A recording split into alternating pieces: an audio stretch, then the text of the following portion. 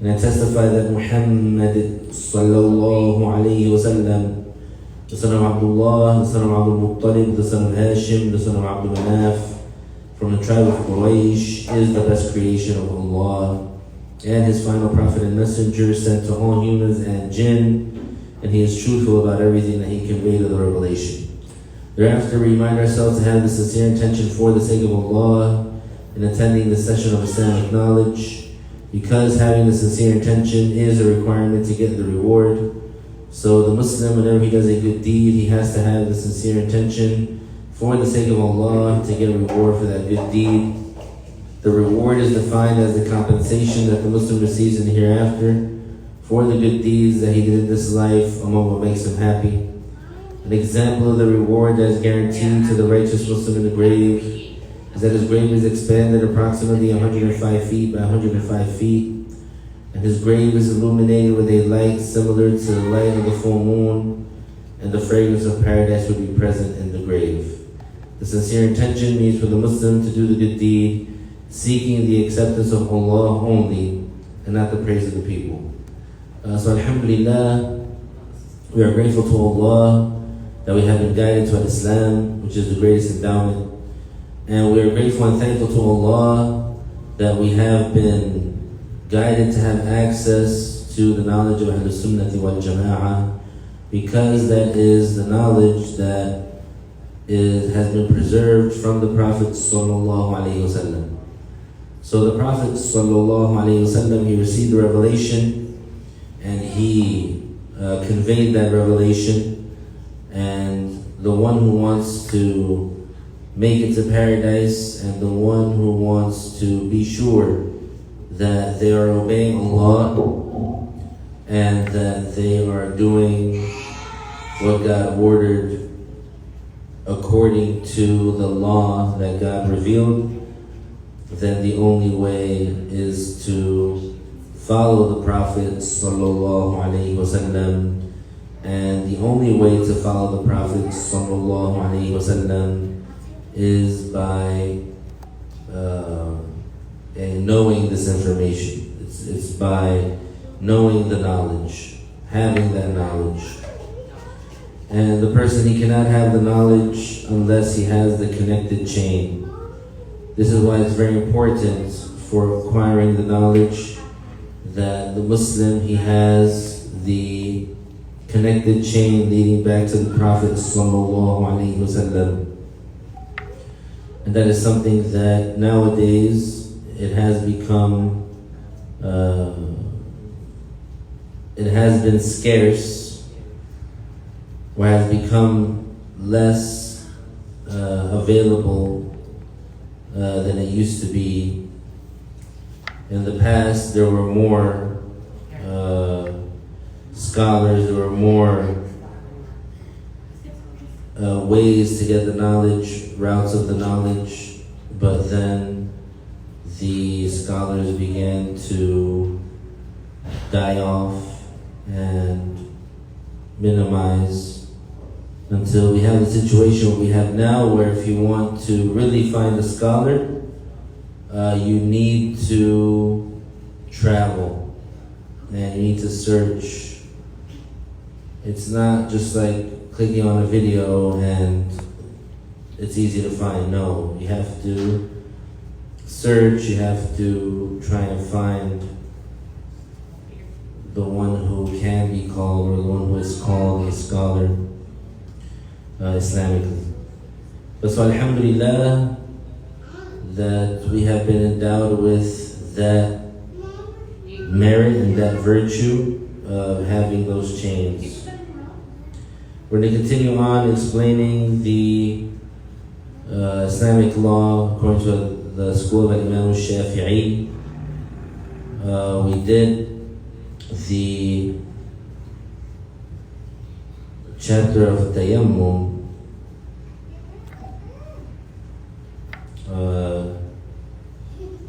So we're going to continue on, inshallah. We talked about finding the water. We talked about what to do if the person is in a place where they know that there's water there. the distance that they have to cover to look. We talked about when the person, he's not sure if there's water there or not, he has to look to a certain distance, called Haddul Ghawth. And we said if a person is sure that there's no water there, then he doesn't have to look. Because in order for the Tayammum to be valid, it has to be done after looking for the water, after trying to find the water. We mentioned the integrals of the Tayammum, which is the intention and hitting the soil at least twice, and then rubbing that soil over one's face, or the dust from that soil over one's face and his arms, like in the same amount as in wudu. So the same boundaries of the face, and for the arms, the same boundaries of the arms as wudu. We mentioned about if someone sees the water, some of the invalidators of Tayammum, if someone sees the water, we mentioned that case. If they see the water or they find the water while they're not praying, then immediately the Tayammum becomes invalid.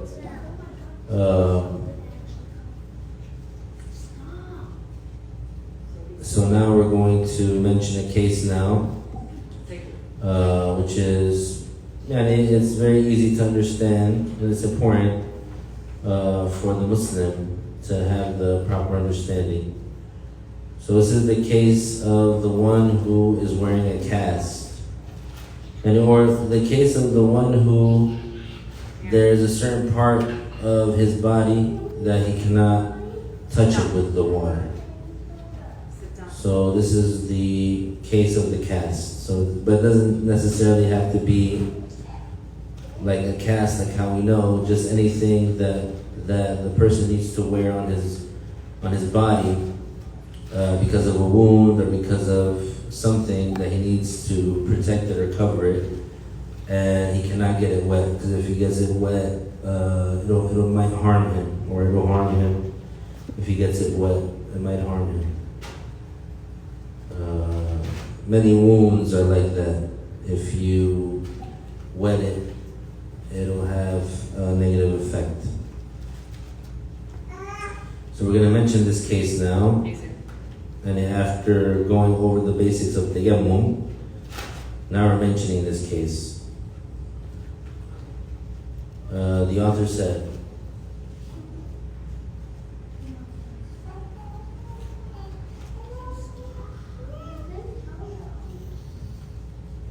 the page number is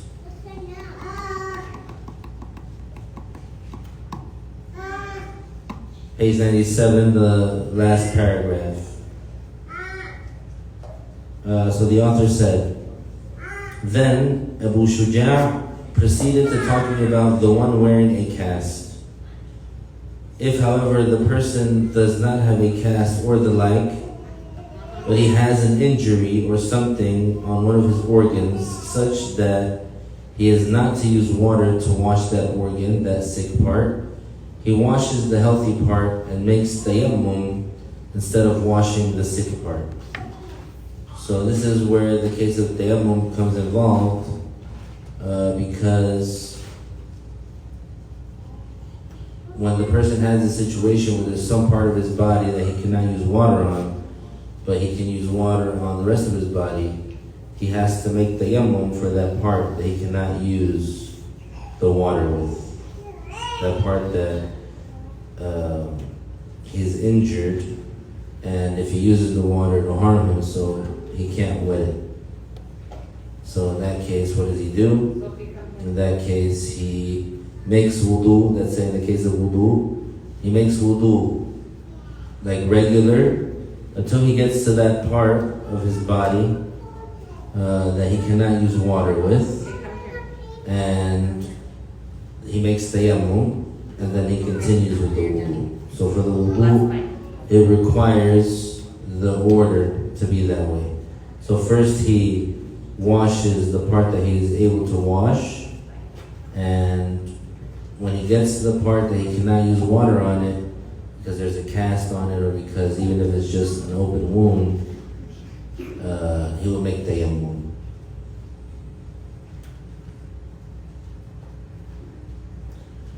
So he makes the wudu, it's his right arm. Once he gets to his right arm, then he stops the wudu, and he makes tayammum, and then continues the wudu. Exactly. That is exactly right. So let's read footnote 138. He says, if one would be harmed by using water on one or multiple organs, and for example, a trustworthy doctor told him that it would be harmful for him to put water on that ill area, and there was no barrier covering the ill area, then one makes tayammum and washes with water the healthy organs. One washes the healthy parts because that is an integral for wudu or ghusl. As for tayammum, it is done to compensate for not washing the ill area. From this we know that if the ill area is on one of the organs of tayammum, one needs to wipe with soil over the ill part as much as one is able to. For ghusl, one can first wash all the healthy area of the body and then make tayammum for the ill areas of the body, or one can start with tayammum for the ill areas of the body and then wash the healthy area of the body. One has the option, but it is better to begin with tayammum so that the water removes the traces of the soil.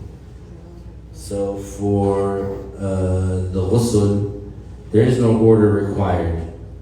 So for the ghusl, if the person, they wash their body first, the parts that they're able to wash with water, and then after that they make tayammum for the part that is sick, then in that case, that's valid. But here the author is saying that for the person to make tayammum first, in the case of ghusl, and then to wash his body, it is better, he said.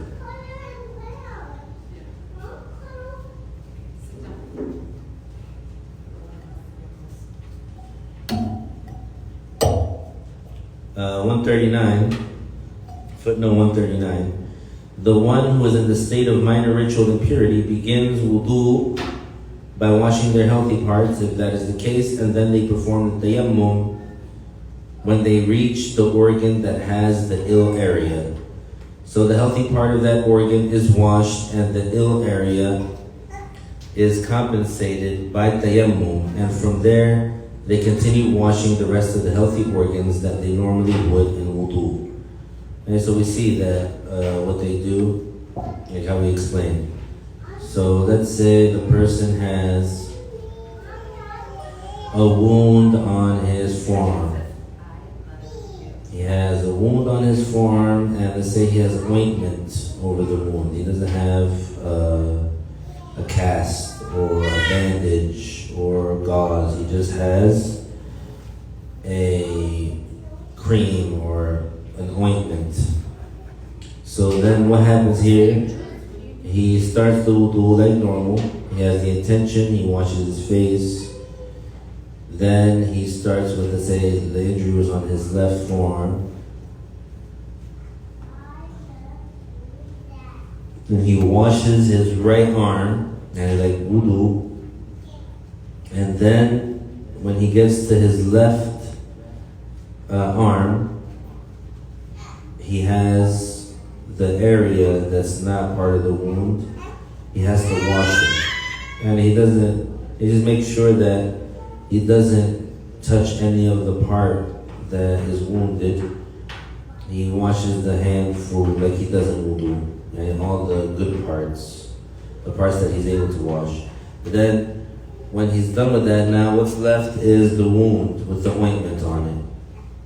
So for this, he doesn't pour water on it, he doesn't wash it, rather he makes tayammum. So here at this point now, he gets the soil, he taps it, has the intention of making tayammum, and for this purpose, for the purpose of facilitating the prayer, for the purpose of making the prayer permissible for him. And he keeps that intention until he wipes his face with the dirt, the soil, he taps it again, and then he wipes in his right arm, and he wipes his left arm. He makes a complete tayammum.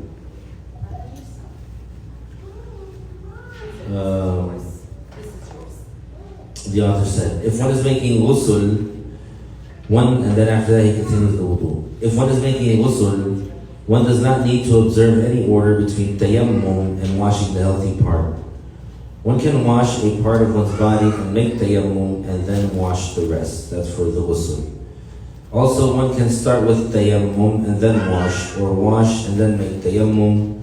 So there is no specific order. Yani for the ghusl, and when someone is in a state of major ritual impurity and he has a spot on his body that he can't use water on it, in that case, he doesn't have to, let's say, wash the healthy parts first and then make tayammum and then continue washing. No, he can start with tayammum, or he can start with washing, etc.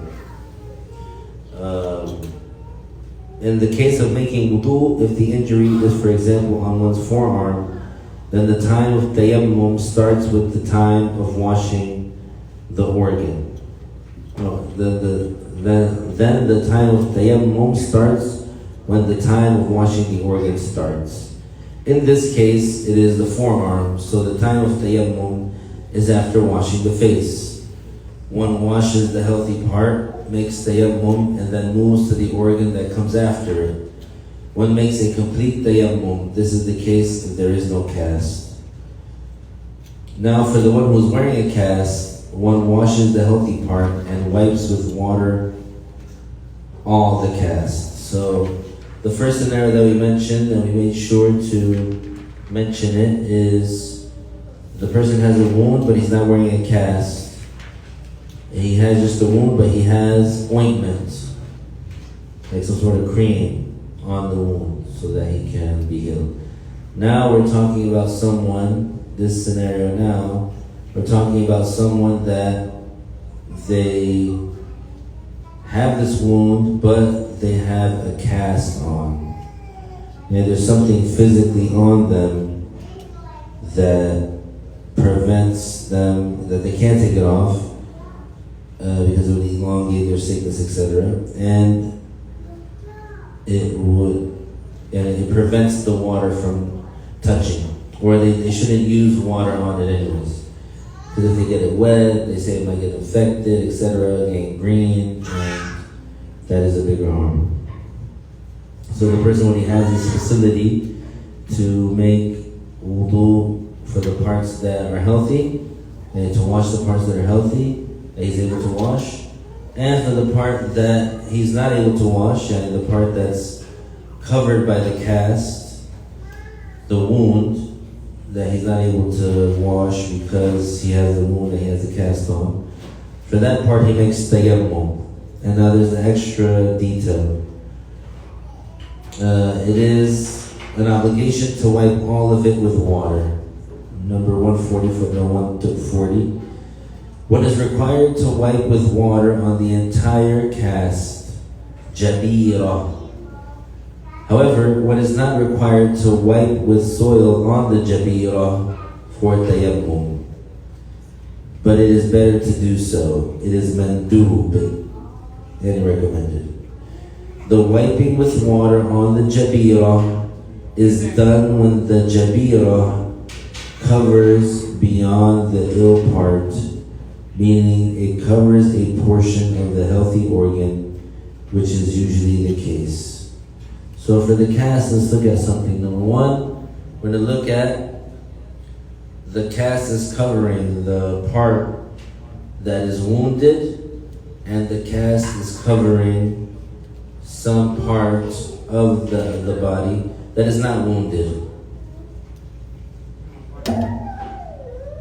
We said the reason that we're doing tayammum is because there's a part of his body that has a wound that he's not able to wet it. But the part that is being covered by the cast that is not a sick part, that has no wound, what about that part? What is done for that part? So he says here that in that case he doesn't have to wipe on the cast for the tayammum. he's required, and he's not required to wipe with the tayammum soil. Rather, he's required to wipe with water. So, just like how the Muslim makes wudu in the Shafi'i school, when after he washes his face with the intention, and after he washes his arms, including the elbows, then what does he do? What's the next step? Is the wet wiping of the head. So basically he wets his palms and he wipes his head. So Islamically, there is a precedent when there is a certain deed, instead of washing, what's called for is wiping. And so the same type of wiping would be done for the cast when the person, after he makes tayammum, and that wet wiping, basically he wets his hand and he wipes over the cast to compensate for the part of the cast that is taking up some of the healthy organ, which is usually the case. The author said, an important rule. Number one, the tayammum is done to compensate for not washing the ill part of the organ, whether there is a barrier, jabira, over it or not. So if the ill part is one of the organs of tayammum, one wipes over it with soil, unless of course the phone will be harmed by that. The one who does not wipe over it with soil, the author said, so if the ill part is one of the organs of tayammum, one wipes over it with soil. So we mentioned that before. Unless if one would be harmed by that. So he has a wound, he has, let's say, a cast on,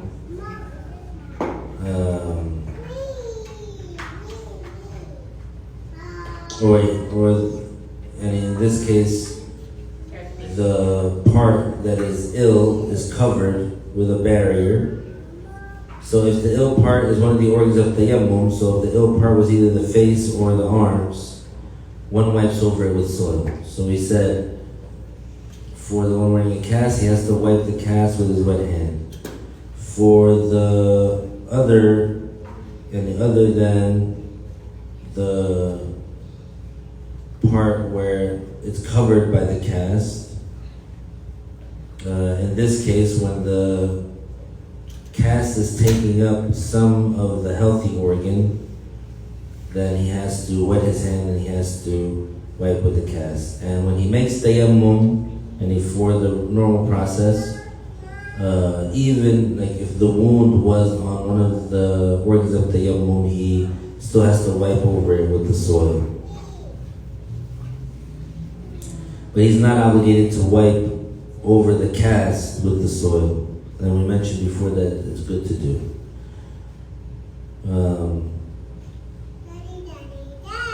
He said, if the barrier jabira is on an organ of tayammum, like the forearm, one is not obligated to wipe the soil over the jabira while making a tayammum. However, it is sunnah to do so. The effect of soil is not like the effect of water, which is why it is obligatory with water and not with the soil. And for the purification, the tool of purification is the absolute water. Laser, don't spill it.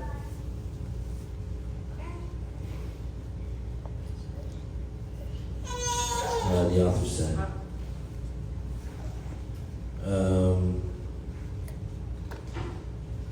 So it is an obligation to wipe all of it with water, the cast, if it covers a part of the healthy organ or the healthy part, which is usually the case. Usually when someone wears a cast, it covers a part of the healthy area of the organ. In this case, one needs to wipe all of it. On the other hand, assuming it does not cover any of the healthy part, then there is no need to wipe it, because wiping the cast substitutes for the healthy part that is covered. Then one makes tayammum and then prays. If one has to make ghusl, then one does not need to observe any specific order for wiping the cast, making tayammum.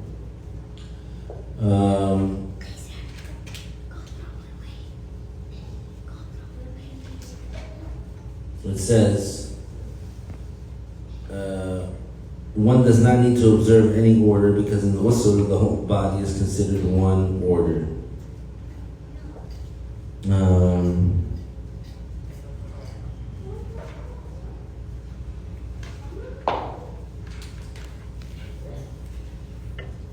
So it says, because in the ghusl, the whole body is considered one organ, should be one organ. I don't know why it says one order.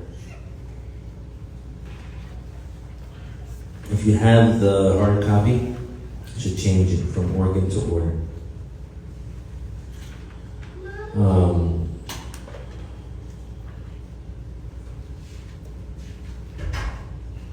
However, in wudu, if the person has a cast on an organ of wudu, then the time of wiping and making tayammum starts when the washing of that organ starts. For example, if one has a cast on one's right foot, the person washes one's face,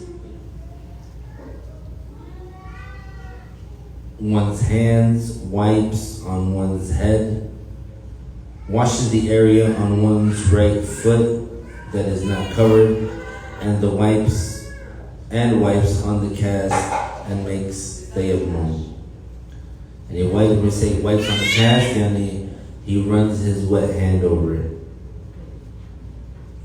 And then washes one's left foot and prays.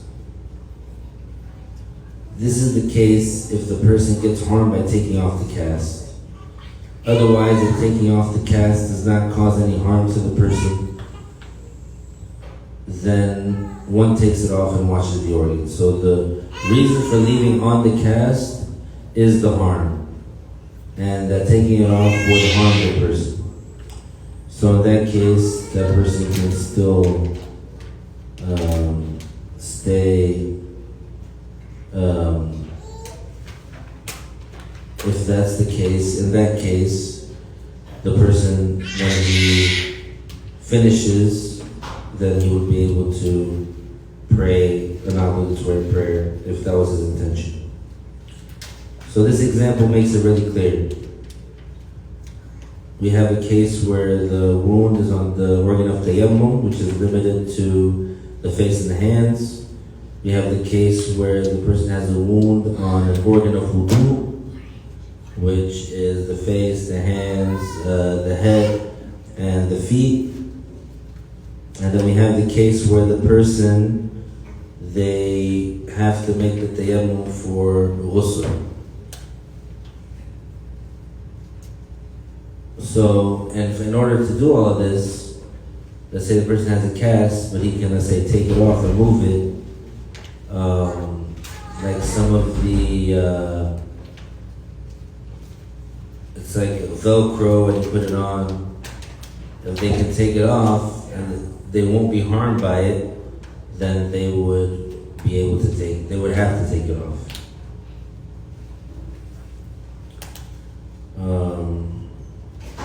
And he washes the organ and he washes what is under the cast. If the cast covers an organ among the organs of tayammum, then it is sunnah when doing tayammum to wipe also the cast with soil, but it is not an obligation.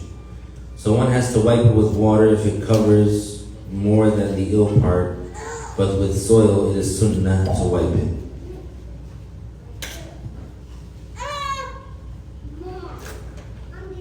If the person needs in his ablution to wipe the cast, and if the cast is not on the organ of tayammum, and when one put it on, one was not in the state of ritual impurities, then one washes, wipes on the cast, and makes tayammum, and prays, and then this person does not have to make up those prayers. So now we're going to talk about the judgment of those prayers, and it does in terms of do they have to repeat them or not, based on the situation. So this is one situation that's mentioned here where he doesn't have to repeat. So that situation, that's make a note of the conditions. The cast is not on the organ of Tayammum, that's one. When the cast was put on, the person was not in a state of ritual impurity. So he wasn't on Hadath Asghar and he wasn't on Hadath Akbar. So he washes the part that needs to be washed. When he gets to the part that's covered, that he cannot use water for, he wipes with a wet hand and he makes tayammum, and then he prays. And so this person does not have to make up those prayers. And later on when he gets healed and he takes off the cast and he can now use water on that organ again, he doesn't have to repeat those prayers that were done while he was in that situation. Hence, in all other cases, one has to make up the prayers. Now, if it was the case that the cast is on the organ of Tayammum, like his arm or his face, then in this case, after he gets healed, and he does the process the same in terms of making the Tayammum and in terms of doing everything that he's supposed to do so that he can pray. But that prayer that he does, and later on when he heals and when he's able to make the full purification again, he makes up those prayers. And that's in the Shafi'i school. Or for example, when he put on the cast, he wasn't on wudu. So he has to, any prayers that he does with that, he makes them up. So it would be better for him to make wudu and get the cast Absolutely. The exception is if one put it while not in the state of ritual impurity and it was not an area which one wipes when making tayammum. An example is if someone has a cast on their foot and when they put it, and when that person put the cast on, he was not in the state of ritual. He was not in the state of ritual impurity.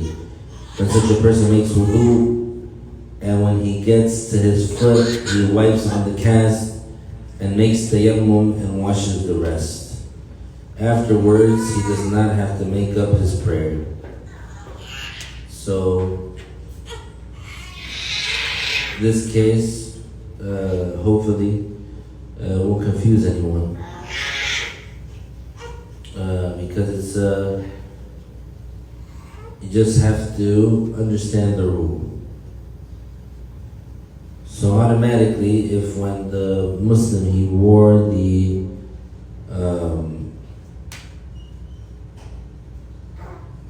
when he wore the cast, the Muslim, when he wore the cast, and it's on a part where when he wore it, he was not on wudu, he was not on wudu.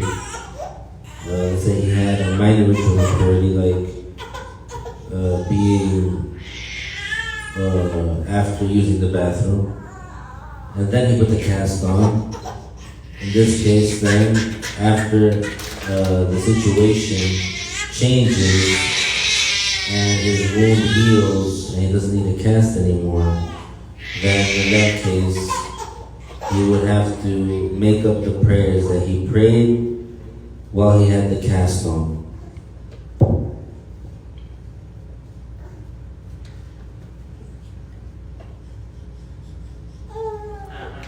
Another case is if he puts on the cast and the cast is on the organ of Tayammum. So in this case also, he makes up those prayers.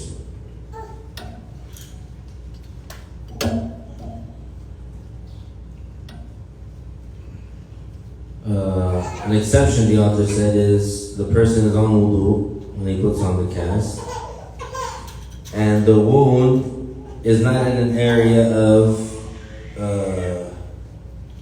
tayammum, so not on his face and hands. In that case, he doesn't have to make it up. The prayer, he doesn't have to make it up. So the example that he used makes it very clear. He said if someone has a cast on one's foot, like someone who, let's say, broke their ankle, so they put that cast on, it's like and it goes over the ankle, but it covers like a part of the foot that's not broken. But so he had the cast on his foot. When the cast was put on, he was not on wudu. So what does he do? They make wudu, and like normal. So we set the cast on his foot. So he has the intention. He washes his face. He washes his arms, including the elbows. He wipes on his head, and then now he got to his foot. So let's say it was the right foot. So that is where the cast is. So at this point, he makes the tayammum. If the cast is covering some part of the healthy organ, then he wipes the cast with his wet hand, and then after he finishes making tayammum, he continues washing. So such a person makes wudu, and when he gets to his foot, he wipes on the cast and makes tayammum and washes the rest. Afterwards, he does not have to make up his prayer. So that's the rule. And the rule is for that Muslim who is wearing the cast, if he put it on without being in a state of ritual purity, automatically he has to make it up. Or if it wasn't an organ of tayammum, automatically he has to make it up. And the prayers that he did with that tayammum. And that, of course, is according to Imam Shafi'i. There's other imams that say that it doesn't have to be made up. But that's the way it is with Imam Shafi'i. Alhamdulillah. Are there any questions about any of that before we move on? Let's see some here.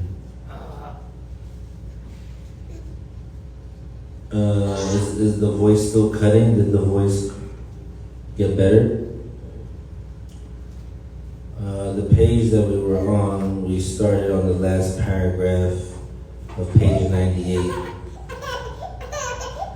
Now on page 99, and at the end of page 99. I didn't read the footnotes yet, so we're going to read footnote 141. The author said, for wudu or ghusl, one would wash the healthy parts of one's organs and would make tayammum and wipe over the jabira. If one prayed an obligatory prayer after doing all three matters above, and one wanted to pray another obligatory prayer, but one committed a ritual impurity, then one will need to do all three matters again to pray the other obligatory prayer. However, if one did not commit a ritual impurity, then one does not have to redo the washing or the wiping. Rather, just to make tayammum, because one can only pray the one obligatory prayer with that tayammum. So, we said that if the person has a cast and the cast takes up part of the organ that's not sick, so for the wudu, what does he do? He makes wudu like normal until he gets to the organ that he has the cast on.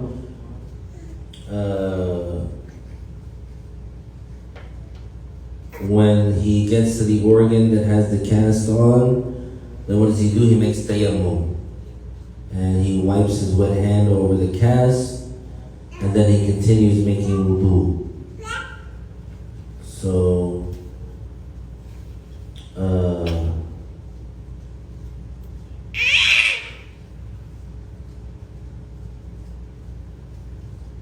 because this person, this is the first time they're doing the process, so now they did the process. Now so now that they can pray. So let's say they did that prayer. Remember when we said that for the tayammum, you can only do one obligatory thing at a time with one tayammum. One obligatory, let's say, act of obedience to Allah with one tayammum. So that means if you pray dhuhr, let's say you made tayammum in the normal case without the cast. If you made dhuhr, if you made tayammum, so you can pray dhuhr, and then you did it. So now time passes and you want to pray asr, and nothing happened in between when you made tayammum and when the asr time started. You did nothing to break your wudu. So in that case, when it's time to pray asr, he can't pray asr with the same tayammum of dhuhr.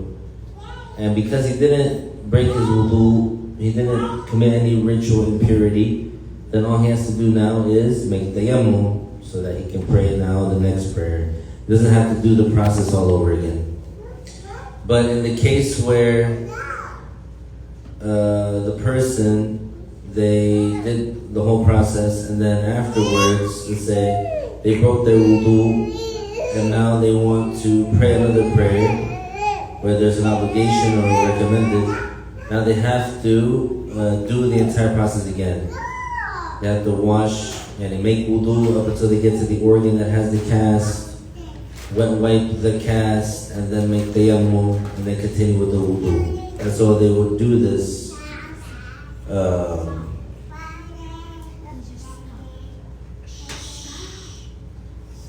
And some Muslims, they do this.